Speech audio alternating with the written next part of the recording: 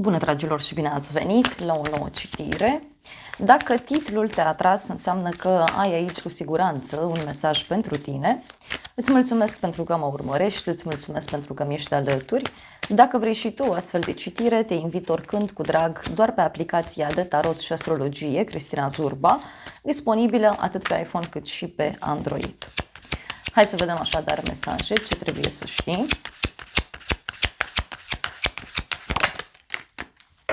Bun, a început citirea.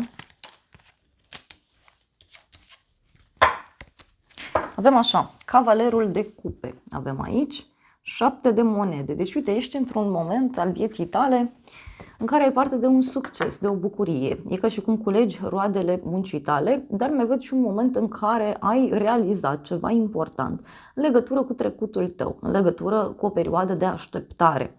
E ca și cum ai așteptat foarte mult un răspuns, fie de la muncă, fie un răspuns pe dragoste, fie pentru unii poate să fie și un moment în care, așa cum am zis, culegeți roadele muncii voastre. Este și o perioadă în care dragostea plutește în aer pentru unii dintre voi, o perioadă în care sunteți creativi, sunteți liniștiți, sunteți siguri pe voi. Cavalerul de cupe, bineînțeles, poate să reprezinte și multe drumuri pe care le faceți în perioada aceasta pentru sufletul vostru, sau poate să însemne și o persoană care e de la drum și care vrea să se apropie de voi. În plan personal avem lumea, care reprezintă o eliberare, o închidere karmică. Lumea de asemenea reprezintă succes, reprezintă un nou început. E un moment în care te simți în lumea ta, simți că ai tot ceea ce îți dorești, te simți protejat, simți că ai toate elementele necesare. Mai văd aici și o legătură pentru unii cu zodii fixe: Taur, Leu, Scorpion, Vărsător. Apoi avem 9 de monede. Wow, foarte frumos. Deci aici, dacă aștepți un răspuns în plan personal legat de bani, da, acest răspuns este pozitiv. E un moment în care e ca și cum te simți invincibil, te simți independent, ești sigur pe tine. Poate pentru unii discutăm și despre o perioadă de apogeu, da, pe care o atingeți. E o perioadă în care viața voastră privată e liniștită, e bună, e relaxantă. Viața voastră privată văd că trece prin niște momente foarte, foarte frumoase. Da? Mai văd aici și o legătură cu un personaj care are încredere în tine sau e vorba de un personaj care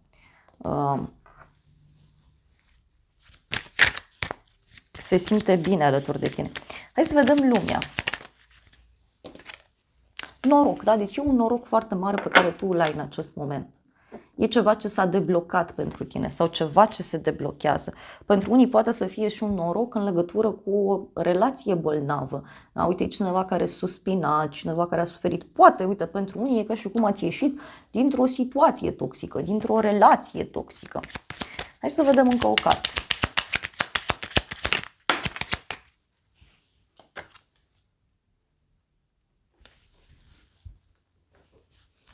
Parcă e un moment în care, nu știu, ți-ai găsit și liniștea sau pentru unii simt, repet, că e vorba de o eliberare pe care o aveți, de o perioadă complicată, da? Poate să fie, uite, un moment în care, uite, e cineva aici care e gelos sau e o persoană agitată, o persoană care, nu știu, îți scrie despre o problemă pe care o are. Fie legată de o sumă de bani, fie este o problemă legată de ideea de încredere, fie este vorba și despre un moment în care poate tu ai niște emoții în legătură cu această veste. Văd totuși un personaj care nu are gânduri chiar atât de bune cu tine.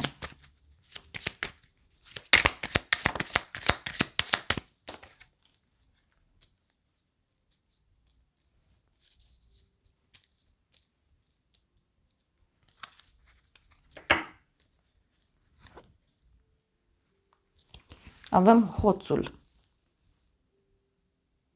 Poate e o persoană care nu e de acord cu această schimbare, poate e cineva care își urmărește aici propriul interes.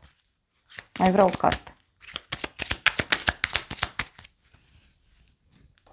Avem bucurie.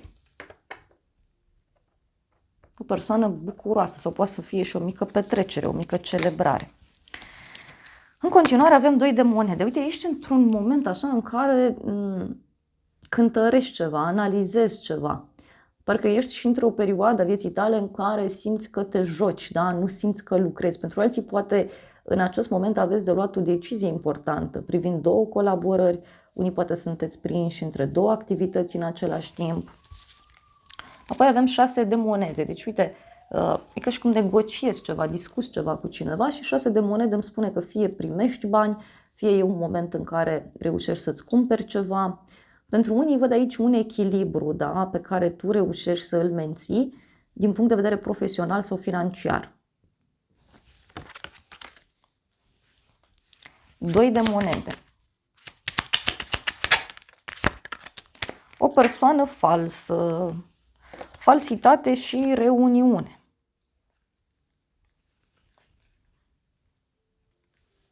Poate să fie și un moment în care, încerci să găsești un echilibru într-o situație.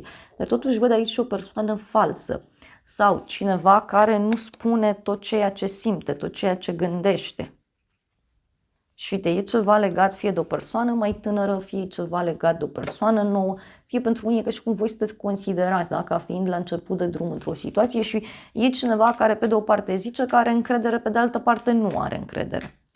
Hai să vedem 6 de monede. Uite, a ieșit militarul. Deci aici e clar că tu reușești să-ți organizezi mai bine banii în următoarea perioadă. Poate chiar primești o veste de la o persoană cu uniformă în acest sens sau o veste, știu eu, de la o instituție. Pentru unii văd o organizare legată de bani. Deci cineva care organizează ceva. Și avem fidelitatea. Poate să fie un prieten foarte bun, o persoană fidelă, cineva care ți este alături într-un anumit demers.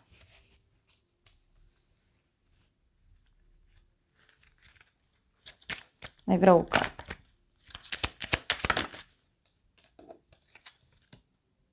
Avem melancolia. Cineva care e puțin supărat aici. Mai fac. Și mai văd și o persoană disperată.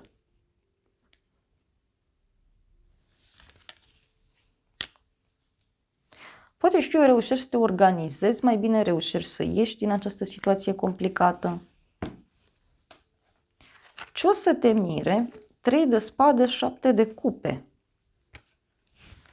Persoană dezamăgită, cineva care face promisiuni, o persoană care își face tot felul de iluzii.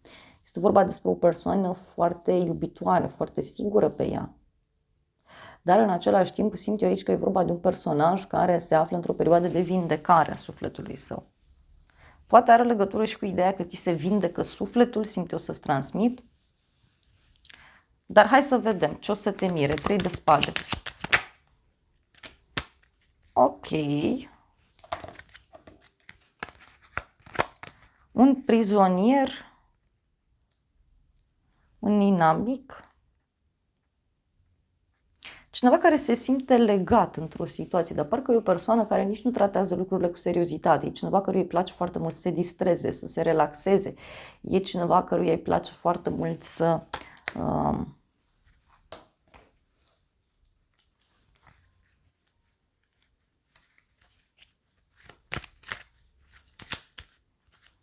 să fugă parcă de responsabilități. E cineva cu inima frântă. Oh!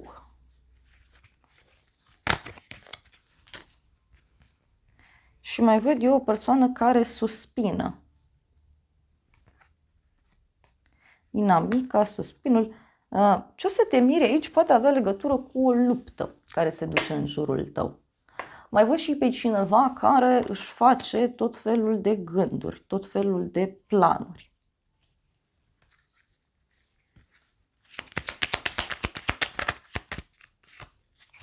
Avem o negociere. Și poate niște persoane în jurul tău care au probleme de la bani.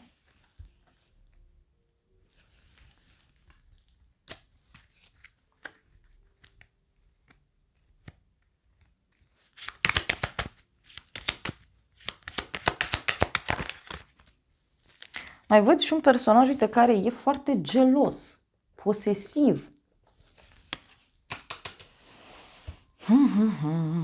Poate cineva care într-un moment în care nu are mintea limpede, din diferite motive, reacționează într-un mod mai ciudat, mai complicat. Hai să vedem ce zice și tarotul meu cu surpriza asta, ci cu această situație.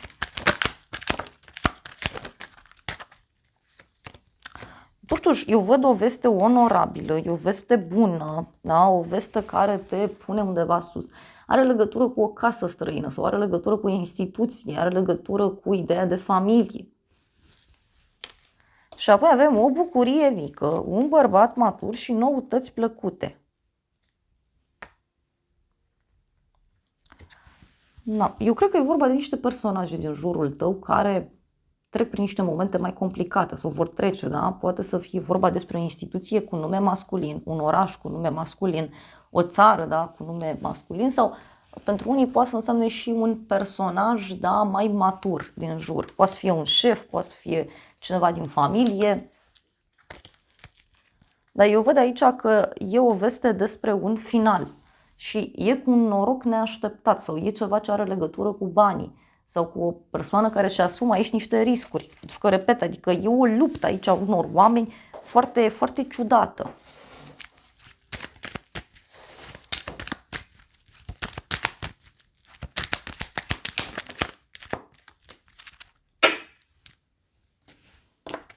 Cineva dorește să te revadă, o persoană plăcută. Deci e cineva aici în viața ta care vrea să te revadă, care vrea să se apropie din nou de tine.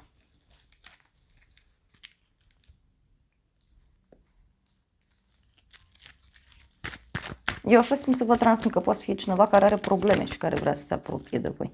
Că avem un conflict și o petrecere, o amiciție. Deci poate să fie vorba despre un conflict aici care apare și care are legătură cu o petrecere, un eveniment, o zi de naștere, o nuntă, o logodnă, un botez. Deci e un conflict aici care apare și care e destul de ciudat.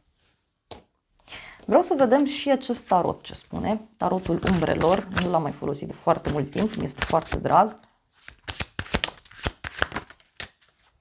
Ei, surpriza aici, uite, mi-a ieșit 9 de bâte, 7 de bâte. Deci, eu cred că are legătură toată povestea aceasta cu o persoană care se află într-un punct terminus, da? Și e cineva care cumva pe ultima 100 de metri luptă sau e cineva care este temător, da? Sau o persoană care se află în așteptare.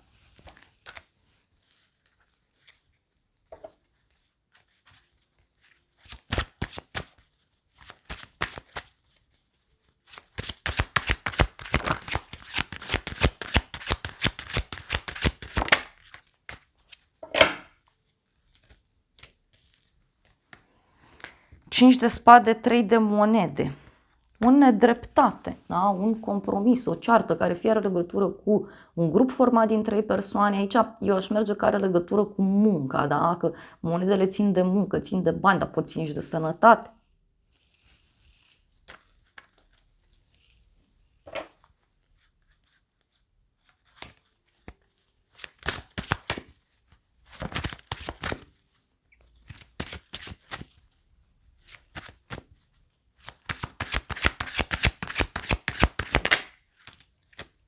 De cupe. Ei, surpriza e că cineva dă la spate ceva, renunță la ceva, abandonează un anumit lucru.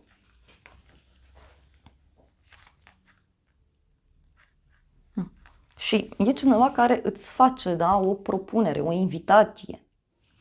Din nou discutăm despre un personaj, știu eu, foarte sigur pe el. Hai să vedem ce zice și oracolul ăsta.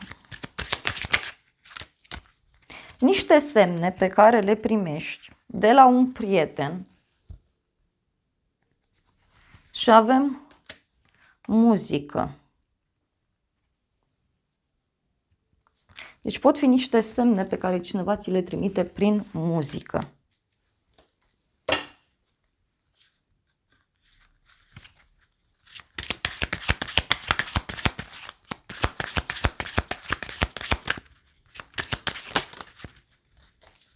Și avem încredere. Deci e despre încredere aici. Încrederea cuiva e trădată sau cineva care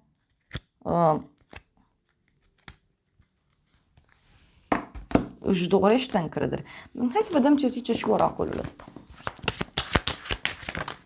Ei, surpriza aici are legătură așa, o întâlnire, o cină romantică, o creștere spirituală și avem familie, grup de suflete, origini. Deci,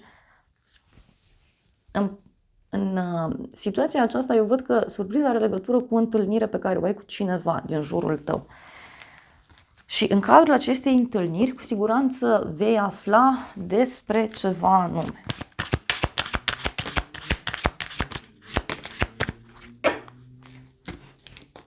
Ce văd eu, în schimb, e o regină a întâlnirilor, da? Oportunități, abundență. Te ieși ceva karmic, da? E o karmă, e o poveste toxică, o oportunitate bună. Un rege de gheață, un șef, un antreprenor. Deci eu cred aici că pentru unii are legătură cu o hotărâre a cuiva din jurul vostru. Și eu cred că are legătură și cu viața privată, într-un fel.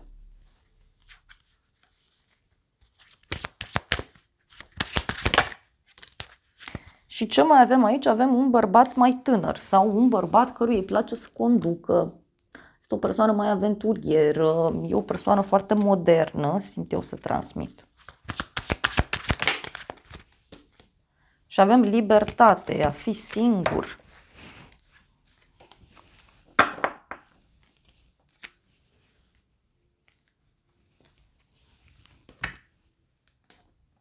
Hai să vedem ce zice oracolul meu. Eu tot cred aici că cineva e dezamăgit, cineva și-a făcut tot felul de iluzii, tot felul de planuri și acum se trezește că lucrurile sunt total diferite. Dar pe de altă parte v-am zis, poate însemne și o vindecare a sufletului. Și o persoană cu inima frântă care într-un moment în care nu vede lucrurile foarte clar, vine către tine și îți propune ceva. Hai să vedem.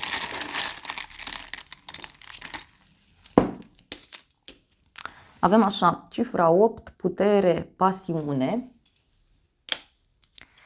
zodia rac, familie, casă, o idee bună, deschidere. Avem zodia leu, petrecere, amiciție, luna august, cifra 8 din nou, zodia leu, zodia fecioară, ești lăudat, onorat. Apoi avem boală, trecut. Și apoi avem persoană în vârstă, da? Înțelepciune.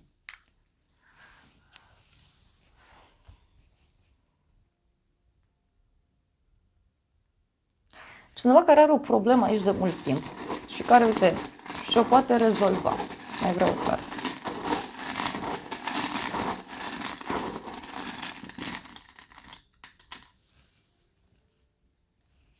Avem așa, o bucurie mare, luna iulie, cifra 7, zodia rac, zodia leu. Și avem anotimpul de primăvară, noutate la drum lung.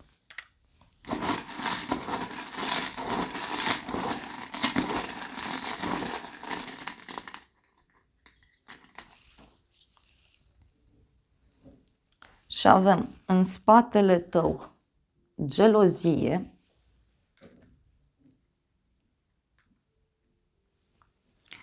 apoi avem cifra 6, împăcare, grijă. Deci poate e cineva aici care e gelos sau geloasă, cineva care vrea să reia legătura cu tine. Și că, repet, e un personaj aici care pur și simplu izbucnește așa într-un moment, poate nepotrivit, da? Mai simt să iau un mesaj din acest oracol, un ultim mesaj general și avem nu astăzi, nu facem înțelegerea, durere, cineva care evită să aibă o discuție, un apel telefonic, o persoană care încă este supărată, încă este nervoasă. Și apoi avem paradis, fericire, expansiune, bucurie, a trăi la plus infinit, a trăi intens, da? A te bucura unul de celălalt. Frumos. Și avem inele de logodnă, hopa, o inele de căsătorie, da, verghete. Uniune, căsătorie, conexiune, o iubire eternă, promisiuni care durează, da?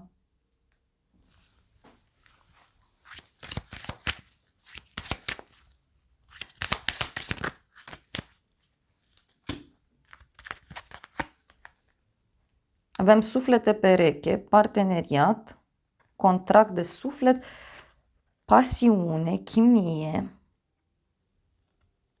a se distra, da, a avea grijă unul de celălalt, iar apoi avem a te concentra pe tine, e timpul să te vindeci, apreciere de sine mai avem aici. Na, deci, eu cred că pentru cei mai mulți dintre voi poate avea legătură cu o rezolvare chiar și în plan personal, pentru că, uite, văd aici un apel de dragoste, cineva care își asumă un risc, da, și îți propune ceva, spune ce simte. Na. Dragilor, acestea au fost previziunile de această dată. Eu vă mulțumesc pentru prezență, vă îmbrățișez cu drag. Sper din suflet să vă fie de folos informațiile și să ne revedem cu bine și data viitoare. Eu vă doresc să aveți parte de o zi sau de o seară cât mai frumoasă.